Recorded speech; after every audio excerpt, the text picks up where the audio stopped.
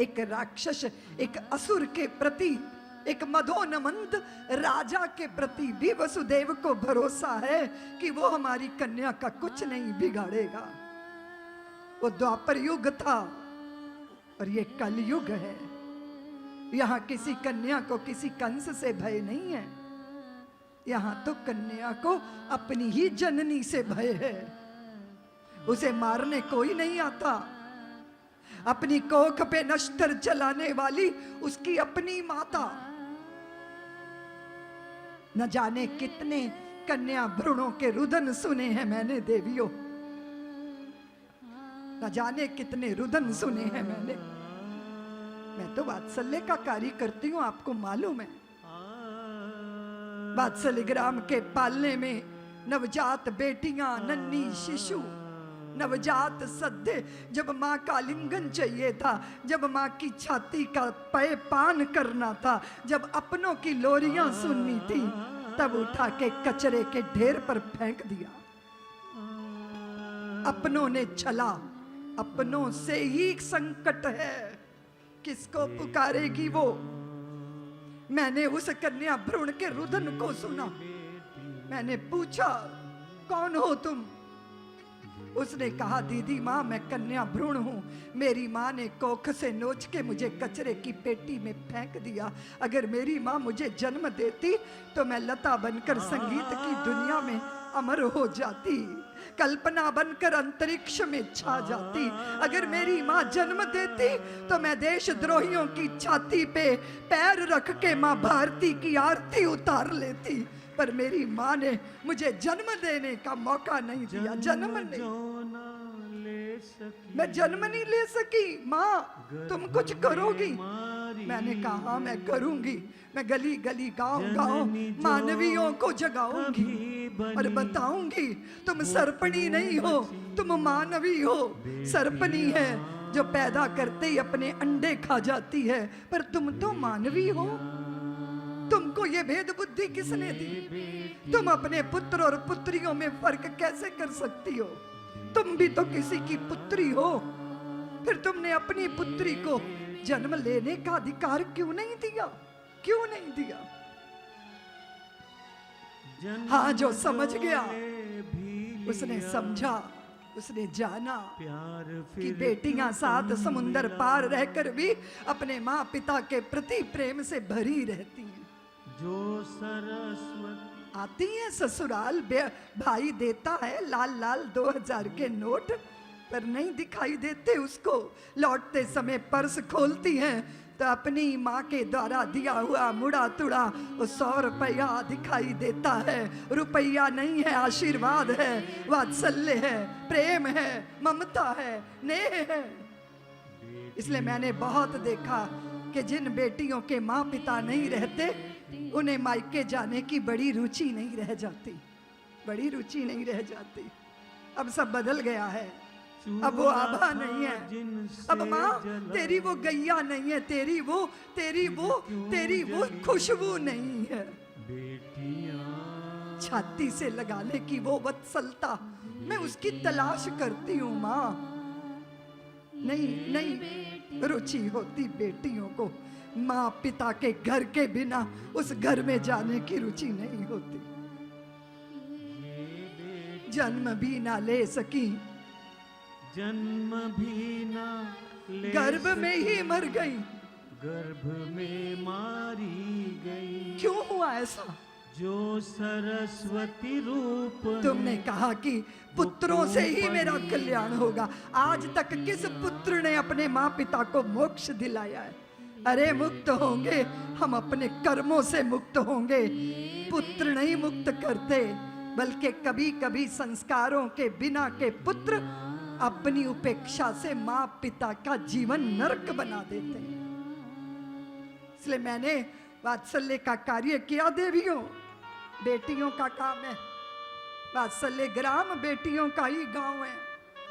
अभी तो मैं तुम्हारे सामने यहाँ कथा कर रही हूँ ना, 31 तारीख को बेटी विदा करनी है मुझे, उसका विवाह है। कौन सी बच्ची है जो घर में तीसरी थी या चौथी थी, और दादी कहती है या तो इसका गला दबा दो या मेरा घर छोड़ के चले जाओ।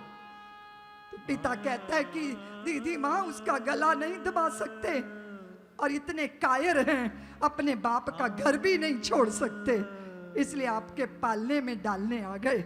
वो नन्ही बच्ची, प्यारी बच्ची, फूलों जैसी बच्ची तुम कैसे छोड़ देते हो? तुम अपने कलेजे के टुकड़ों के साथ क्या करते हो? मुझे समझ नहीं आता, मुझे समझ नहीं आता।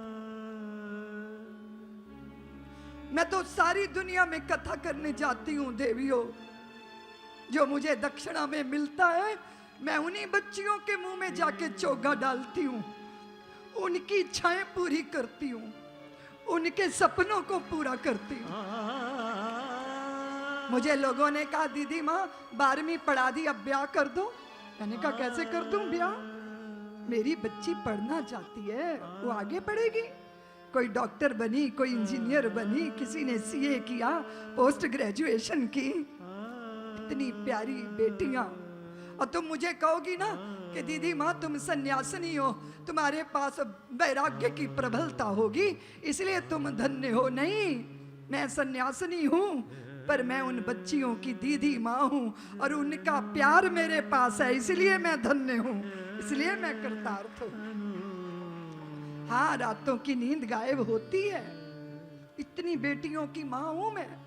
12-1 बज जाते हैं रात को सोने में, फोन पे बात करती हूँ, कोई वाराणसी में है, कोई चंडीगढ़ में है, कोई बनस्थली में पढ़ने गई है। सबके प्रति जिम्मेदारी है मेरी। तुम 1-2 बेटियों से घबरा जाती हो? दीदी माँ देखो कितनी बेटियों की माँ है।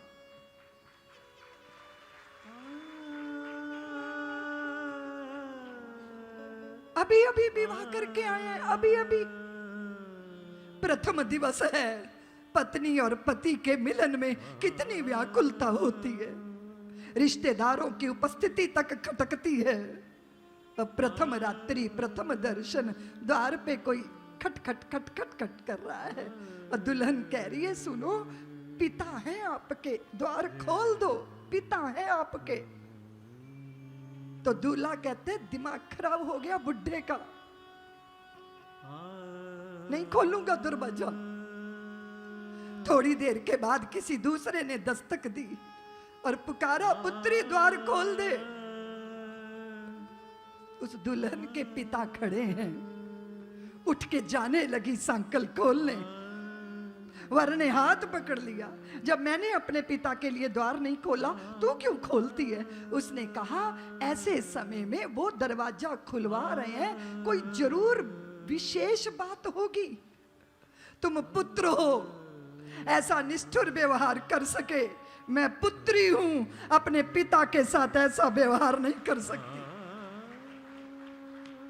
द्वार खोल दिया, दाम्पत्य बीता, पुत्र हुए और फिर पुत्री भी हुई।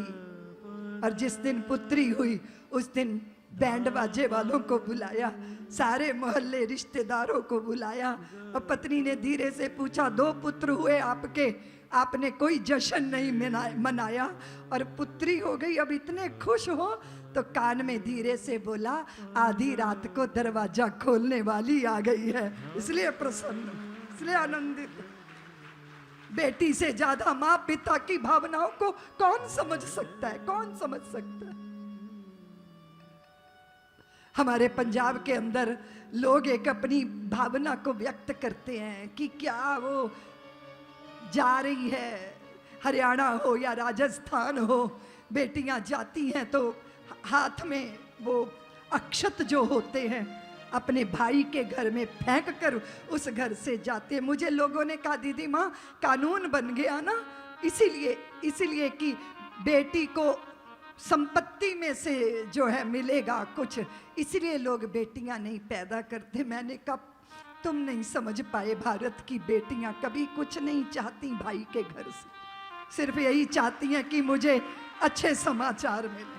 भर भर के मुट्ठी अक्षत फेंकने का अर्थ है कि मेरे भाई के घर में समृद्धि रहे, श्री रहे, लक्ष्मी रहे, आनंद रहे, फलते फूलते रहे सब। कैसे कैसे समझोगे तुम बेटियों की इन भावना को? और क्यों नहीं समझोगे? तुमसे ज्यादा और भला कौन समझेगा? मैंने कल्पना की देवियों, एक ऐसे घर की जहां बेटी, बेटियां, बेटे, माँ, मौसी और नानी, ऐसा ही है वात्सल्य ग्राम। 52 एकड़ में बना हुआ गांव।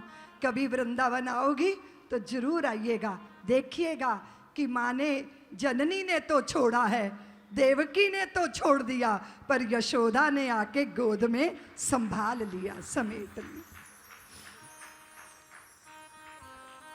तो पूछती है वो जो मार डाली जा रही है, वो जो जिसका गला घोंटा जा रहा है, वो पूछती है, मदानिया हायो मेरे डाडिया रब्बा, तिया जमने तो पहला मर जानिया। हाय हायो मेरे डाडिया रब्बा, तिया जमने तो पहला मर जानिया। लोई बावल तेरा तन जिगरा, असी मरिया ना अख तेरी रोई है।